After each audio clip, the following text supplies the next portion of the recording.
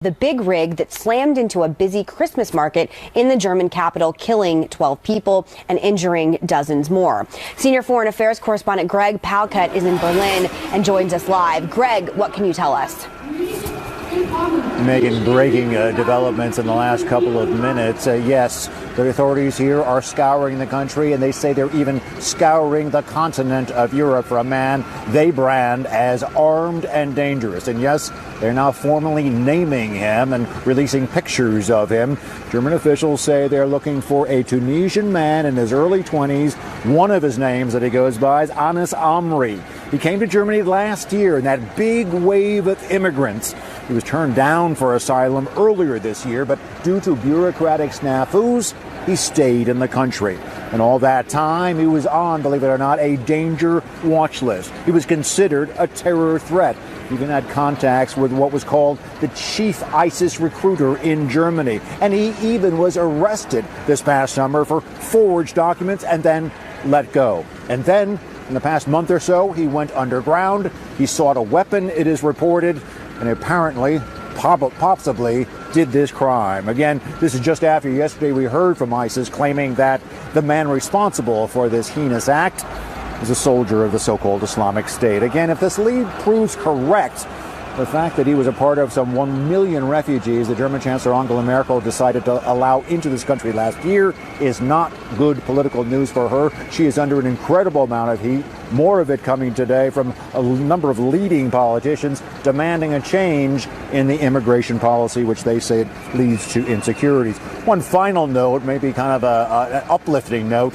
Apparently there was a hero in all this. It was that Polish truck driver who was in the cab of the truck when that truck was hijacked by the terrorists. An autopsy overnight reveals a lot of things, damage, injuries to him. He put up a good fight. He was stabbed initially when the truck was hijacked, and then apparently he tried to stop the driver from doing this carnage here, tried to get the truck to move away from the people. Then he was killed, shot by the attacker.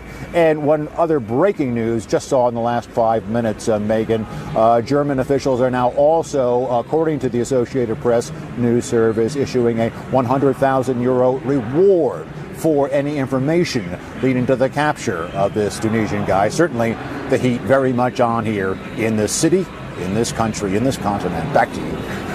Thank you. We'll continue getting updates on this story. Thank you, Greg. Among those details, that story about the hero. Oh, my goodness. As Greg just mentioned, the refugee crisis in Europe just got a lot more complicated and maybe more dangerous. Reports that main suspect in Berlin attack is a refugee, an asylum seeker. German Chancellor Angela Merkel has taken heat for months over her country's acceptance of some 1 million people from some of the world's worst trouble spots in North Africa and the Middle East. Former CIA director and senior advisor to the Trump transition team, James Woolsey, says the Germans have been stretched thin due to their own generosity. It was one of generosity and so forth, but the Germans have let in 1.2 million refugees into their country, and extraordinary of the number. 500,000 that have been turned down for asylum, and they've got 30-some thousand jobs for those.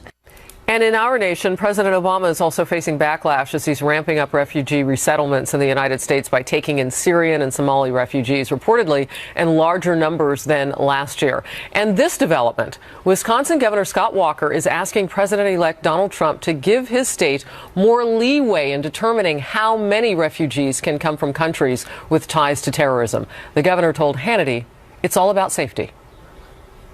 We want to know who's in our state, particularly if they're refugees coming from places like Syria, where we know the Islamic State has a known presence. We don't want to have happen, sadly, what we've seen happen in many places throughout Europe. We want to know that people have been properly vetted. I think the whole idea is ridiculous that we're not working with our allies in the Gulf region to make sure that a lot of those folks would be better suited going to some of our partners, some of our allies in the Persian Gulf area, so that eventually, when things improve, they could go back there. If they're coming to the United States, chances are they're not going back. That defies the definition of a refugee. I want to leave it heavily on your expertise, Steve, because I know you were in the UK, you called Brexit, you tried to tell David Cameron, the Prime Minister, it's coming. And one of the core issues to Brexit, as I understand it from reading, was this idea of being yoked to all these European nations that wanted to let so many refugees come in. Yeah, it was the biggest specific issue. There's so much to say about this. I just want to pick up where James Woolsey left off. He used the word generosity. That is not the word that I would use. Really? To describe I used it too. behavior. I would say something that people might think is pretty harsh. I would use the word vanity.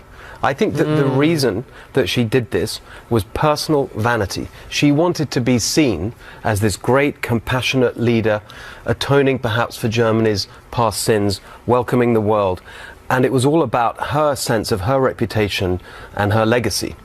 And it was incredibly irresponsible. Not just for Germany, as we've seen, and I'll get to that in a second, but for the whole of Europe and the whole of the world. Because what that did, that signal that our doors are open, just come to our country, that caused this whole problem. That incentivized people to leave their homes, to travel to Europe, and in the process, that caused problems in every other country, not just Germany, all the way through. And so there was a different way of doing it. David Cameron, who I used to work for in Downing Street, he had a very different approach. He took the view, and which I think is the right view, that actually there is a humanitarian responsibility. It is true to say that a lot of the blame for this refugee crisis can be laid at the feet of certainly the Obama administration here and other governments for completely messing up their policy on Syria. But And messing up Syria. And messing up Syria. But that doesn't mean you have to invite literally millions of people to your country. Cameron's view was that we exercise that responsibility by directing funds to the refugee camps in the area and by creating zones where people can be safe. Why didn't that happen? And so he had a very different view, and in fact was very critical privately of what Merkel did, not just because it messed things up in Germany, but for the whole of Europe. Did you not have the type of partner in the United States at the top, the president, to help make that happen? Or did you, and it didn't for other reasons? Because what you're talking about is kind of like a demilitarized zone, or several of them, to put people to be safe. That's right. And also the people actually in those refugee camps, many more than many millions in the area, are just having a horrific time, horrific life. So actually money can actually really help. That's a practical thing that can be done. But more important is to actually do something to stop the exodus. Okay. It's a bad idea for people to be leaving their country. There you go, and it gives us reason to rethink our foreign policy in this country and the unintended consequences of what happens when you get involved in so many places like Iraq, Afghanistan, and now Syria, where we're forced to clean up a mess that, we're not the only actors here who have created it. But, at the same time, these camps are living hellholes for people, and you have to wonder, is our diplomacy completely played out in the Middle East? Is there no way of reaching out to places like Saudi Arabia and Jordan and countries that are geographically much closer that you would think would be less jarring for people to go to relocate, rather than going halfway across the world to come here? I want to borrow your word hellhole and something that Megan said yesterday. The idea that if you're in Germany right now, it may feel like that as a citizen, particularly as a woman, as they were passing out pepper spray and so on, because they had the number of assaults as refugees were coming in. And we don't want to align anybody with bad behavior that doesn't belong there, but they have had increased problems. Majorly increased problems. I mean, it's not that Americans aren't compassionate to refugees. This is America, obviously.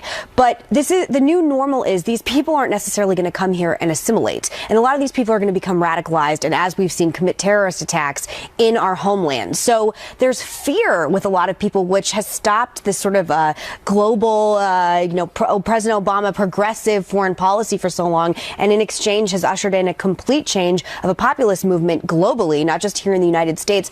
And I think part of the problem is, like you said, the vanity of people like Angela Merkel, the vanity of people, I would say, like President Obama, is people are scared. I'm scared. I was reading, on our notes, I don't want to let a bunch of refugees in my hometown of Phoenix, Arizona, with the possibility that I don't remember the exact number, but let's say 3 of them could become radicalized and commit a terrorist attack in my hometown. Those are very real fears. And the idea that people are being belittled or sort of, there's judgment passed on people that don't feel the same way as a lot of the open heart liberals. Look at what's happening, as we said, in Germany, and a lot of Americans don't want it to happen here in the United States. And it's a big reason, I think, why Trump. So how do you bridge the gap between wanting to be safe and not being the world's only heart donor? Well, I mean, I think right now you have to put Americans first. And I think that's something that Donald Trump campaigned on throughout his election.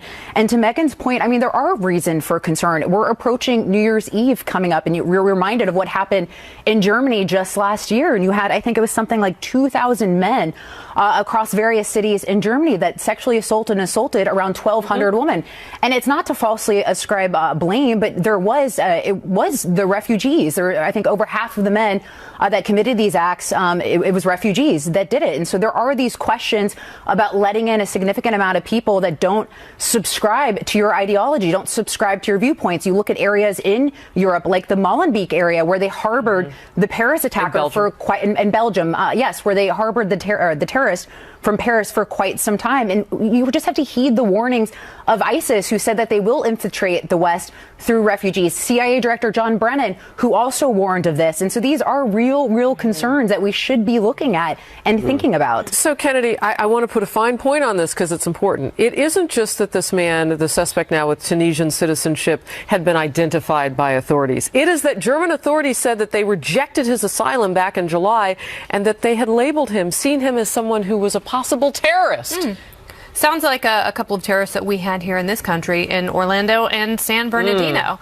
And, I think we have to be careful. And, Megan talks about fear. I don't think we need to necessarily operate out of fear all the time. I think we have to take a really logical look at this. I also don't think to belittle it. Okay, well, I'm not quite done. Obama. Okay, I understand that. But what I'm saying is I think there's emotionalism on both sides. And I think that is the worst place to operate from. To Steve's point, I think that Angela Merkel and President Obama are both incredibly emotional leaders. And I think it's all about their personal egos. And like you said, you use the word vanity. And using an illogical approach to something like resettling refugees is very different than immigration. And we also have to look at that in our country when we respond to refugees as though every single one of them is a criminal, because in that way... I don't think anybody's doing that. But I think they're looking at the number of people coming in. Well, when you say, I don't even want 3 people in my hometown that could possibly be terrorists, that means you essentially have to keep everyone out. How do you do that? So are you saying that it's inevitable this is going to happen? There's a lack of faith that people will be properly vetted. That's right. What I'm saying. I think you'll have support for immigration. Look,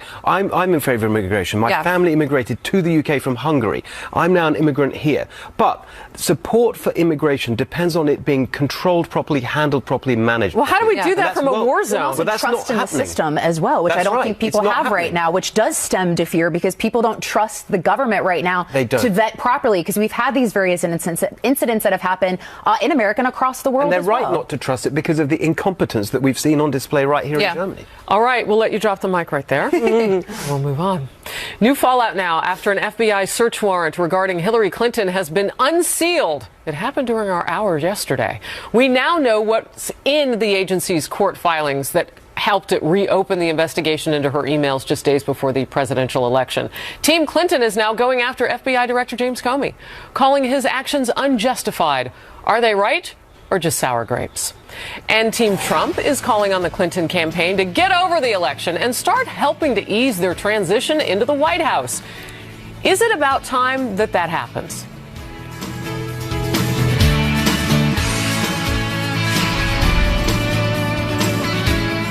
Hillary Clinton's allies are blasting the FBI and Director James Comey after court filings were unsealed, showing more details about the agency's basis for renewing its probe into her private email setup just days before the election. Among the documents unsealed was an affidavit arguing there was probable cause to examine the emails found on a computer that belonged to the estranged husband of one of Clinton's closest aides. But longtime Clinton lawyer David Kendall says the documents highlight the, quote, extraordinary impropriety of Comey's decision, which he says, quote, produced devastating but predictable damage politically, and which both was legally unauthorized and factually unnecessary. And Clinton campaign spokesman Brian Fallon tweeting, there was nothing in search warrant filings to convert Comey's statements from July and truly establish probable cause of a crime. So I'm going to go to you first, Steve. So the fact that Hillary Clinton had her own private server and her closest aide was married to a pedophile who was sexting underage girls,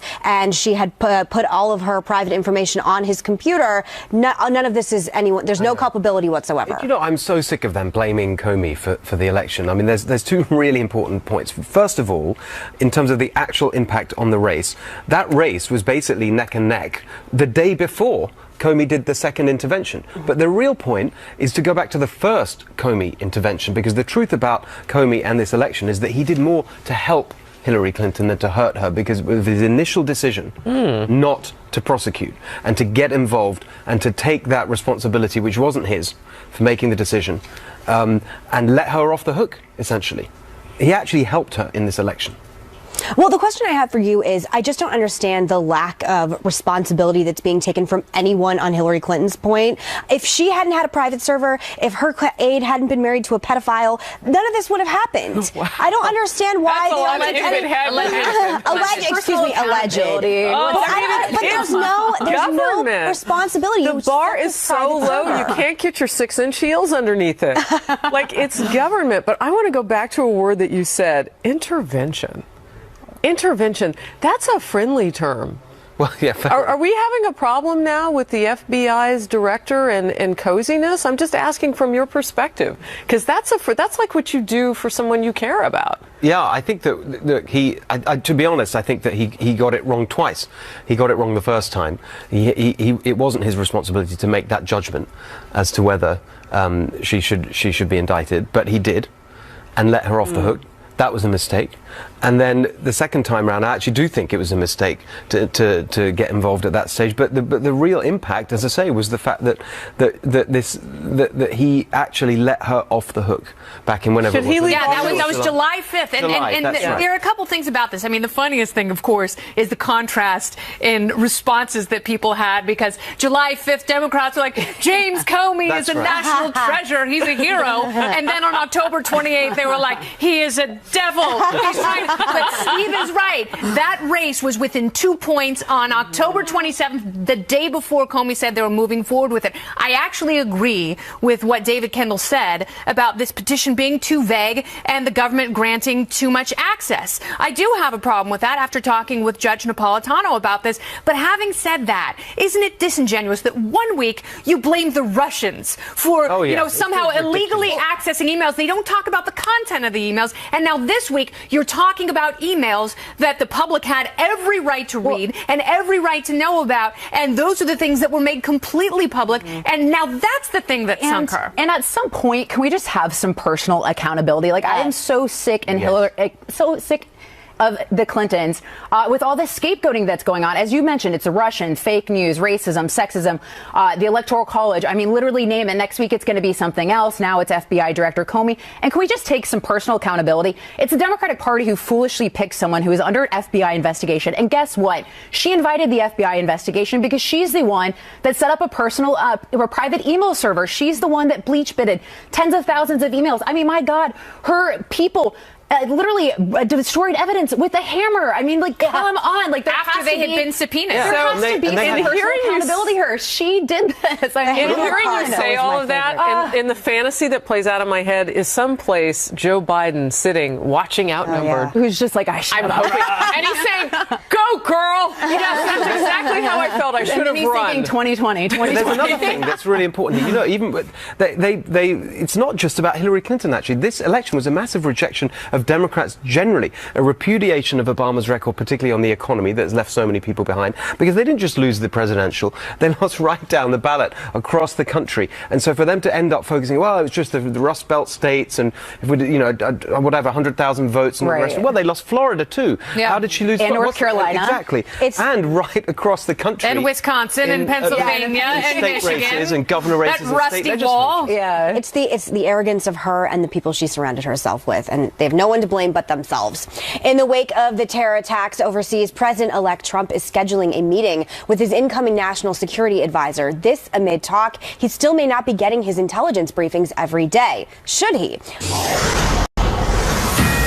Fox News alert now. Police in Germany have now named and released a photograph of the suspect in the Berlin attack. He is 24-year-old Tunisian refugee, and a nationwide manhunt is underway for him in the aftermath of all the violence overseas. President-elect Donald Trump has scheduled a meeting today with his incoming national security advisor, retired Lieutenant General Michael Flynn. And he will reportedly get his daily intelligence briefing today as well. As you may know, there has been some growing criticism that Mr. Trump is not receiving those every day. Trump's team even refused to tell another network whether he got his briefing on Tuesday after the attacks in Berlin, Turkey, and Switzerland. He says he doesn't need them daily because they often don't change. Steve, your thoughts? I just think this focus on the meetings and whether he gets it in person or reads it on an iPad like Obama apparently does, whatever, is just completely superficial. What matters is the action that you take in response to the intelligence that's presented to you. And I think that what you've seen is a president over the last 8 years who I think has been able to persuade people, particularly in the media, that he's very skilled and professional and on top of things and everything like that because of the language that he uses, because of the way he conducts himself, which has been great. But the substance, the decisions that are made, or lack of decisions, is what really counts. And I think too often we focus on this superficial stuff rather than the underlying thing you want to see from a president, which is good decisions that keep America safe and show American leadership in the world. And so that's what I care about in terms of his response to the briefings, not whether he has them every day in person or not. Megyn, you're someone who's actually been around, like we can talk about it, but you've been around someone in your family, your father, Senator John McCain, who's getting briefed on certain things. And I'm curious to know, what's your take on it per your dad? I would prefer if he took his daily intelligence briefings, just because it's not that I don't doubt Donald Trump's a smart man. Clearly, he's our new president. He has always done things in an unorthodox way. But there were 3 separate terror attacks in Europe on Monday with different political motivations, by the way. The assassination of the Russian ambassador was because of Russia's involvement in Syria. It is Islamic extremists happening in Germany, as we've seen this trend that happened in Nice. So there's different political motivations for different terrorist attacks happening globally. And for me, I would prefer, this is the hardest thing I have defending of Donald Trump, of everything he's done.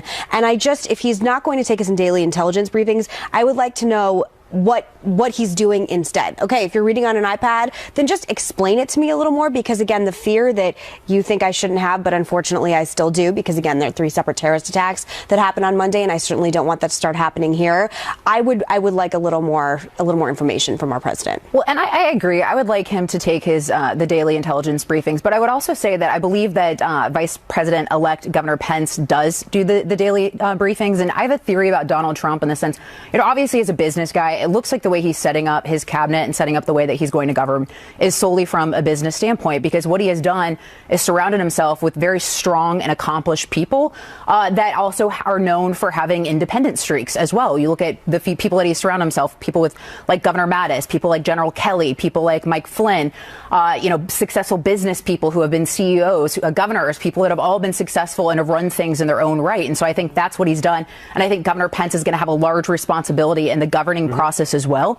And so I think that's sort of the delegating that we've seen from President-elect Trump. What's interesting, too, about what you're saying? I mean, there has been this acknowledgement around the world that the minute he gets in, he's going to have a cauldron of things here at home, but mostly abroad. There's a lot cooking abroad. And so many of the people you just mentioned are generals.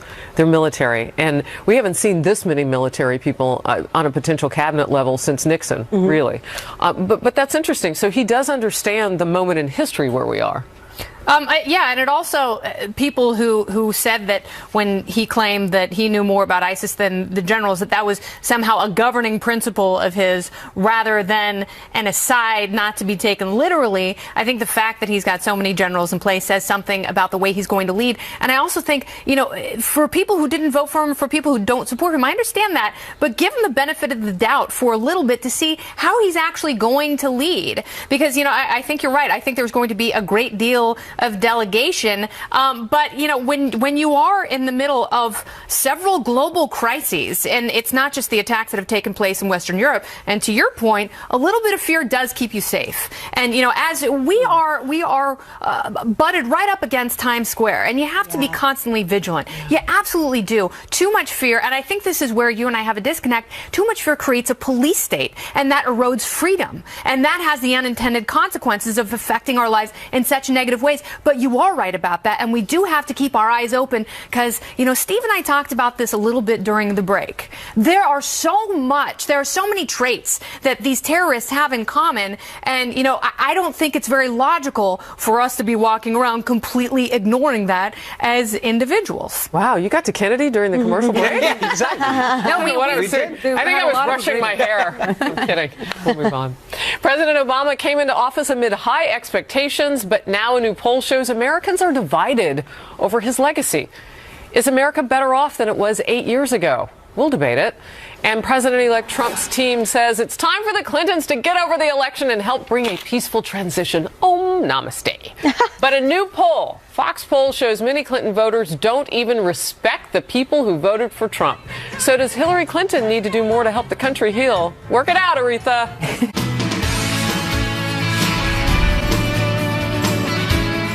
Welcome back. This is Outnumbered. Glad you're a part of it. As some of Hillary Clinton's staffers express continued public bitterness over the election, now President-elect Donald Trump's team is calling for Clinton's people to get over it, saying they should help ease their transition into the White House.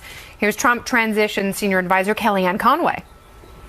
It's time for the Clintons to do what the Obamas have done, which is to open up the door and say, we are here to help you have a peaceful transition in our great democracy. We're only 1 month away today, Eric, from January 20th.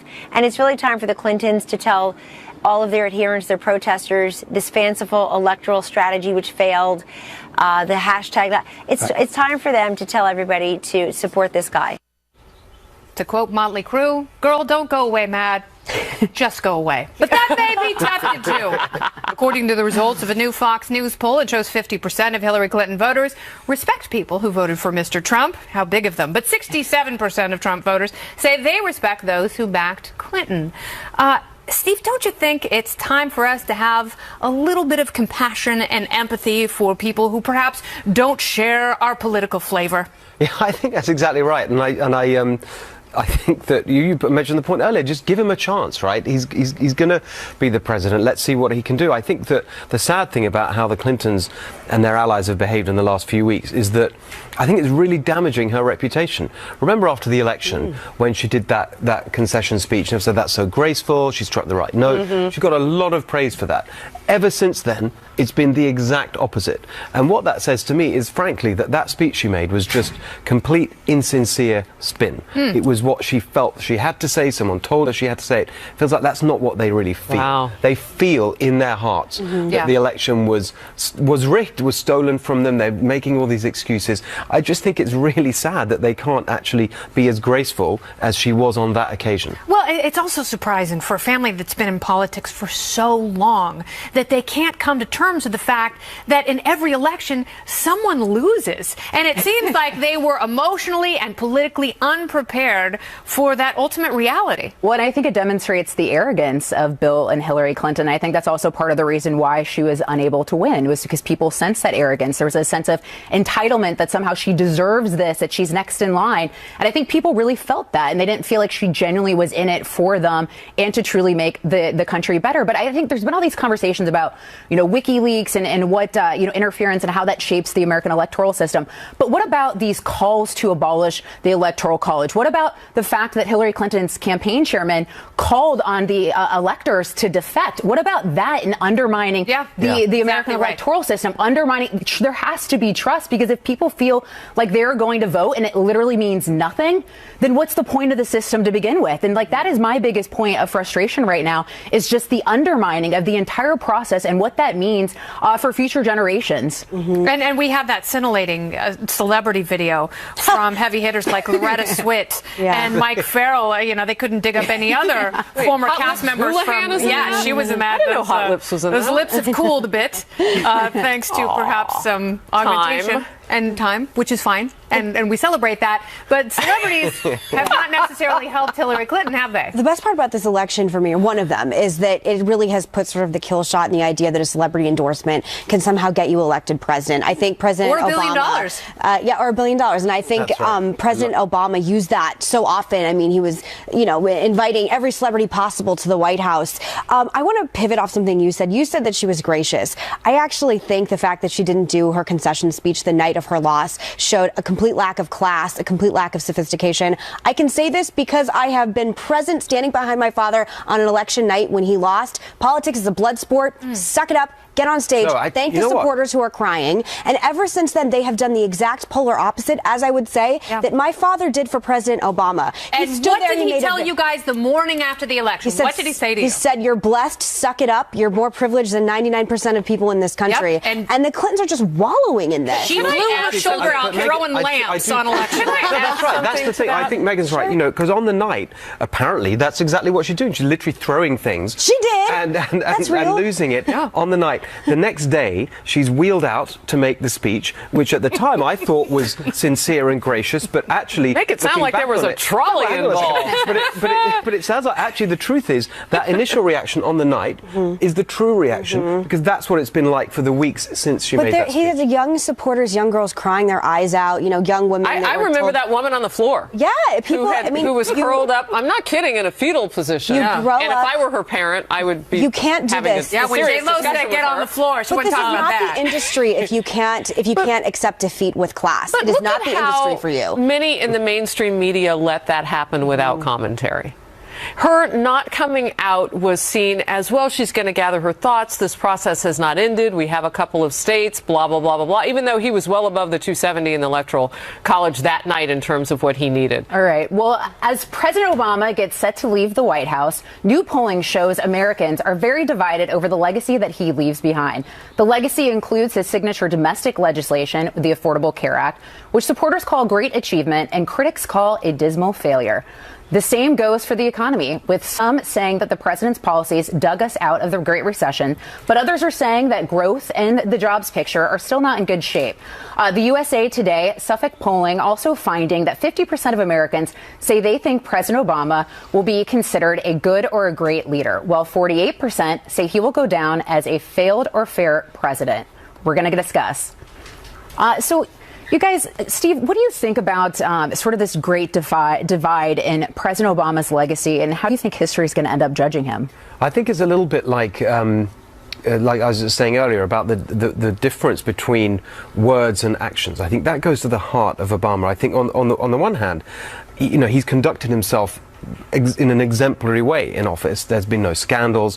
He's been a leader, I think, that in many ways people can be proud of. That's good. But if you look at the actual substance of what he's done, I think it's a really disastrous record, because the economy 8 years on is still stagnant for many. People's incomes are down for half the American households since before, not just his regime, but 8 years before that. Obamacare falling apart. Wherever you look, foreign policy, as we were talking earlier, a complete disaster. And I just think the substance of what he's done, despite the fact that he comes across, especially to, I would say, very gullible people in the media who just take the words and look at the way he speaks and the way he comes over in this sort of professorial way, as someone who's very erudite and clever. They think, oh, well, he's great because he speaks well. Well, actually, look at the record. It's not great. Yeah. So I would say this. I would beg to differ on the scandals, because I think the red line in Syria and 500,000 people dying since the beginning now to this point in their civil war, and our kind of sketchy involvement in the beginning, I think that was a scandal for the president. I think that when a president says that we are not going to let you cross a red line if you use chemical weapons on your own people, and then he backs away and walks away from that is scandalous. I think you're right. That's the definition of scandalous. I was talking about personal. Well, I took it personally. I know the people in Syria probably took it personally. And for the domestic policy as well, you mentioned Obamacare, and we also know that President Obama is the only president that's not going to reach 3% economic growth. So, what do you think that does to his legacy, Meghan? I think hope and change is the greatest con ever pulled on my generation, and I think his legacy, as you said, will be Obamacare and the Iran deal, which are both unmitigated disasters that our generation is going to have to deal with for until I have grandchildren. And I think his legacy will be being the first black black president who made great speeches and everything else was a complete and utter failure. And adding to what you said, because you're absolutely right about that, and you're absolutely right about the generational issues and the legacy that he leaves, not only for our children, but for their children. And I would add to that what he's added, and that's the national debt. You know, here is someone who talked about responsible stewardship of the way we borrow money and the ability to pay it back, but now it's going to gobble up so much of the general fund. But, you know, and to add to what Harris was saying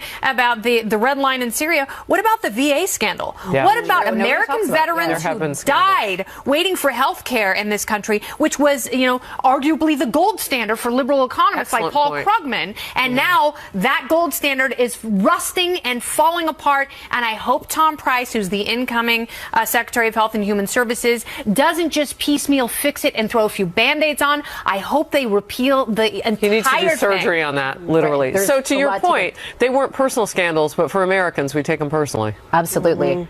All right, well, if you're still making your Christmas list and you decide you want Santa to bring you a heaping sack of shame, look no further than MTV News. A whole bunch of white shaming just in for the holidays.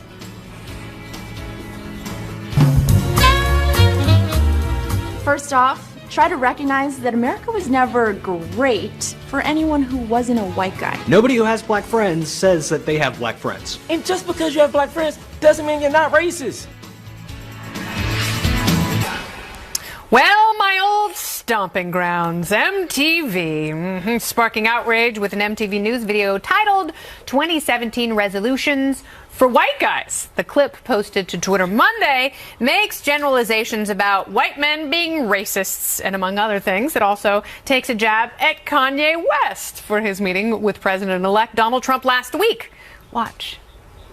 First off, try to recognize that America was never great for anyone who wasn't a white guy. Can we all just agree that Black Lives Matter isn't the opposite of All Lives Matter? Black lives just matter. There's no need to overcomplicate it. Also, Blue Lives Matter isn't a thing. Learn what mansplaining is, and then stop doing it. We all love Beyonce. And yeah, she's black, so of course she cares about black issues. Feel free to take Kanye West, though.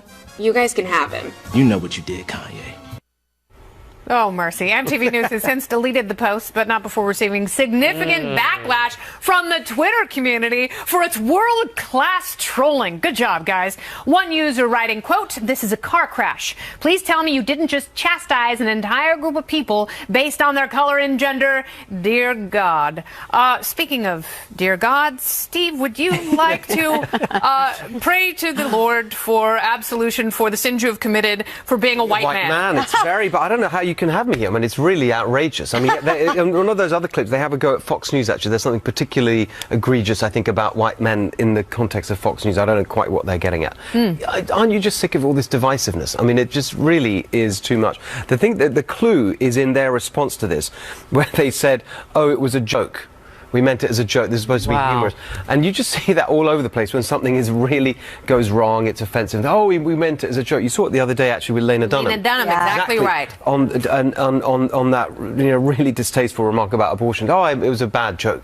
No, it's not a joke, actually. It's just something that's wrong, and I just wish they'd never done it. But it sounds like they recognise that it was a mistake. So here's the ultimate test, you know, and I'll let the absurdity speak for itself. But so you have a gender and you have a race. So let's insert a different race and a different gender. And if MTV News had done a clever joke, a bit of a ruse about black women, do you think that that would be acceptable? Well, none of it is, because it's about being a victim. Right? I mean, they've gone out and they found people who are going to sell the message of victimization over the message of empowerment and freedom in this country. And I think it's particularly sad.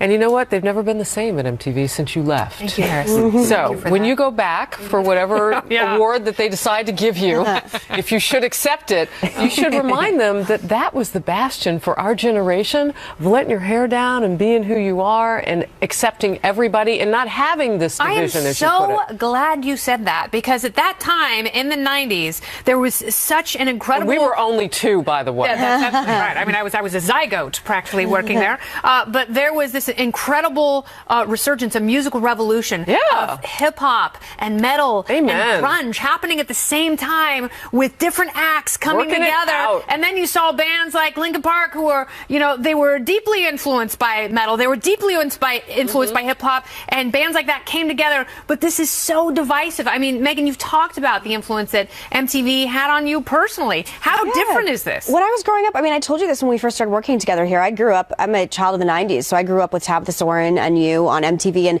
they used to be a lot more politically balanced. They always had conservative and liberal journalists working on their network, and now it seems to be not even liberal, but just, I don't even know what I would call this, other than completely radical leftism. But it makes me really sad because they did have a big influence on my sort of political journey into television, and it just makes me sad that they're teaching intolerance and completely have no culpability for how they're brainwashing an entire generation of millennials. Well, and I think they're so irrelevant now that they have to troll like this in order to get people to talk about them. Well, it's because you left. But right. Actually, I wasn't supposed to watch MTV when I was growing up, but it doesn't mean I did.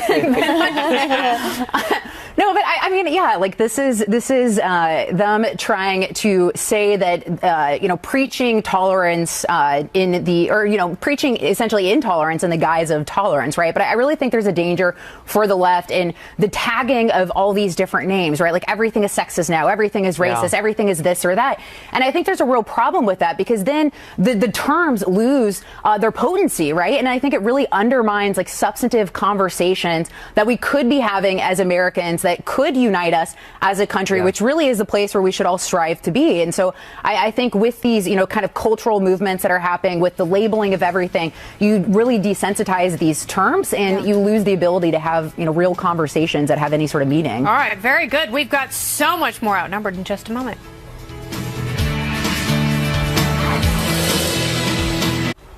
Steve Hill